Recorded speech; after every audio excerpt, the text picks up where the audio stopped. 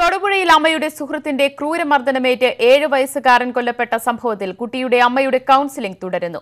കൌൺസിലിംഗിന് ശേഷം ഇവരെ രഹസ്യ മൊഴിയെടുപ്പിന് വിധേയമാക്കും. പോലീസിനു കൂടി സ്വാധീനമുള്ള കേന്ദ്രത്തിലാണ് കൌൺസിലിംഗ് പുരോഗമിക്കുന്നത്. 3 ദിവസം കൂടി സൈക്കോളജിസ്റ്റുകൾ കൌൺസിലിംഗ് തുടർന്ന ശേഷം മജിസ്ട്രേറ്റിന്റെ മുന്നിലെത്തിച്ച് രഹസ്യമൊഴി രേഖപ്പെടുത്താനാണ് പോലീസിന്റെ നീക്കം. എന്നാൽ നടന്ന സംഭവങ്ങൾ വീണ്ടെടുത്ത് പറയാനാകാത്ത വിധം നിർവികാരമായാണ് യുവതിയെന്ന് കൌൺസിലിംഗ് നടത്തിയവർ വ്യക്തമാക്കുന്നു. പൂർണ്ണമായും വിഷാദത്തിന് അടിമപ്പെട്ട നിലയിലാണിവർ. അടുത്ത സുഹൃത്തുകൂടിയായ സൈക്കോളജിസ്റ്റിനോടും സംസാരിക്കാൻ കൂട്ടാക്കാത്ത അവസ്ഥ. ആത്മഹത്യാ പ്രവണതയും കൂടുതലാണ്. യുവതി സാധാരണ നിലയിലേക്കെത്താൻ ഒരുപക്ഷെ ദിവസങ്ങൾ തന്നെ വേണ്ടി വന്നേക്കുമെന്നാണ് കണക്കുകൂട്ടൽ.